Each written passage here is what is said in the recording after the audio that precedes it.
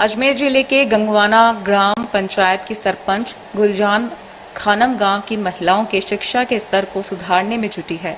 वह एनजीओ की मदद से महिलाओं को प्रशिक्षण देकर उन्हें रोजगार उपलब्ध करवा रही है। करीब 50 से अधिक महिलाएं अब सिलाई, कढ़ाई, बुनाई आदि का प्रशिक्षण प्राप्त कर खुद व्यवसाय चला रही हैं। मेरा पर्सनल ओपिनियन यही है कि महिला सशक्तिकरण की शुरुआत होगी महिलाओं के आत्मनिर्भर बनने से। तो मैं ज़्यादा से ज़्यादा यही प्रयास कर रही हूँ कि हमारे गांव की एक हर महिला आत्मनिर्भर हो।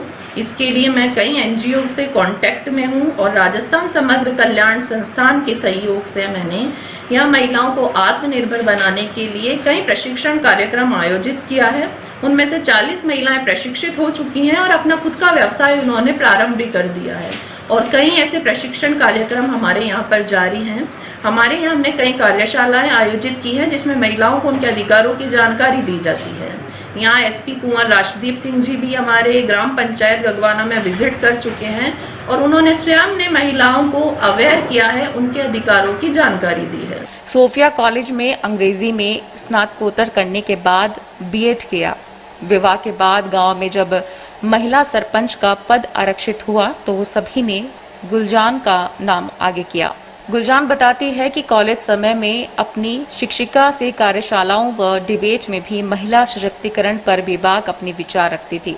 अब गांव में महिलाओं के लिए कुछ करने का मौका मिला है।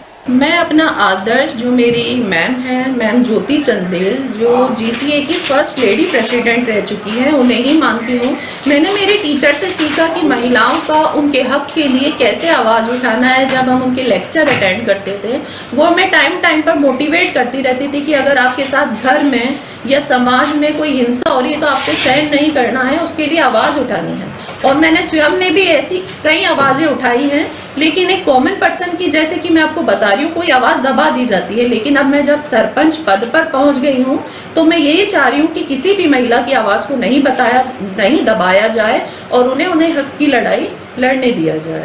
क्योंकि मैं सरपंच हूँ, ग्रामीण क्षेत्र से बिलोंग करती हूँ और हम ऐसे क्षेत्र में रह रहे हैं जहाँ महिलाओं को उनके अधिकारों की कोई भी नॉलेज नहीं है। तो मैं सरपंच होने के नाते सबसे पहले मेरा यही कर्तव्य मानती हूँ कि महिलाओं को उनके अधिकारों के बारे में जागरूक करूँ। तो मैं टाइम पर समय पर सेमिनार ऑर्गेनाइज करवाते हैं हमारे ग्राम पंचायत लेवल पे और महिलाओं को उनके अधिकारों की जानकारी दी जाती है।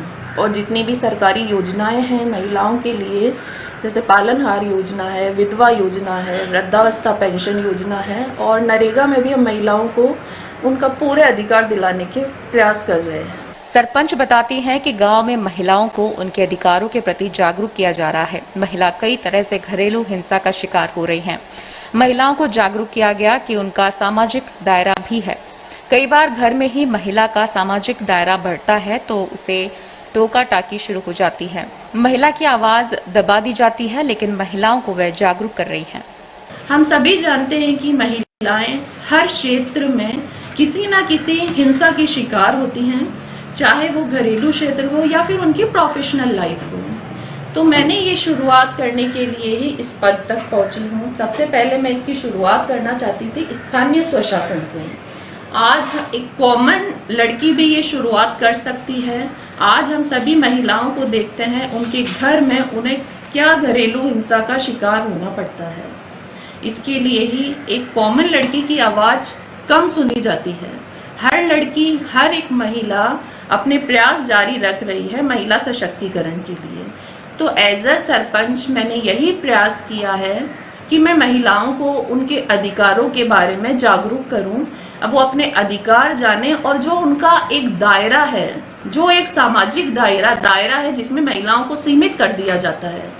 अगर एक महिला उस दायरे को अगर वो क्रॉस करने की कोशिश करती है, उसको वहीं रोक दिया जाता है। तो मेरा यही प्रयास है कि मैं हर महिला को जागरूक करूं ताकि वो अपने अधिकारों के बारे में जाने और उस दायरे से बाहर निकल के आए और अपनी एक अलग पहचान बनाए। गांव में साफ सफाई के प्रति महिला सरपंच जागरूक है। सरपंच बताती हैं कि ठोक कचरा अपशिष्ट निस्तारण के लिए गीला व सूखा कचरा अलग अलग निस्तारित करवाया जा रहा है।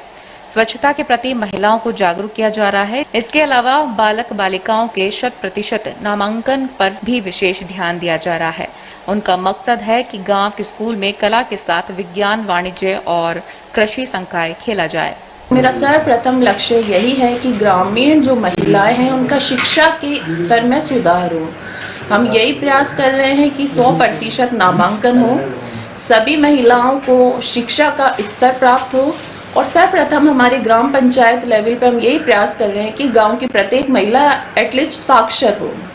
उनकी करियर काउंसलिंग भी करवाई जाती है। इस क्षेत्र में हमारे प्रयास जारी हैं और अभी हमारे ग्राम पंचायत के प्रयासों से ही हमारे ग्राम गगवाना को एक सौगात मिली है। यहाँ अंग्रेजी माध्यम विद्यालय खुलने जा रहा है और हम ज़्यादा से ज़्यादा ये प्रयास कर रहे हैं कि जो ये संकाय है, यहाँ कला संकाय है, इसके अलावा यहाँ विज्ञान और वाणिज्य संकाय भी हो और कृषि सब्जेक्ट, एग्रीकल्चर सब्जेक्ट भी हमारे लाने के यहाँ पर पूरे प्रयास हैं।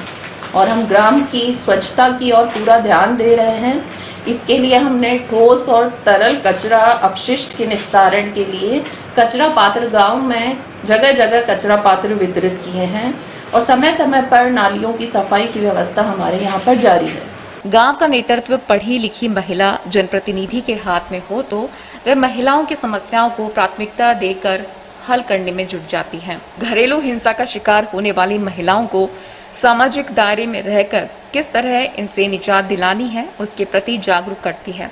परिवार में महिला को रोजगार के स्तर पर आत्मनिर्भर बनाकर उसे संबल दिया जाए तो महिला सशक्तिकरण की सार्थकता भी सिद्ध हो जाती है। गगवाना सरपंच इसी दिशा में आगे बढ़ रही हैं।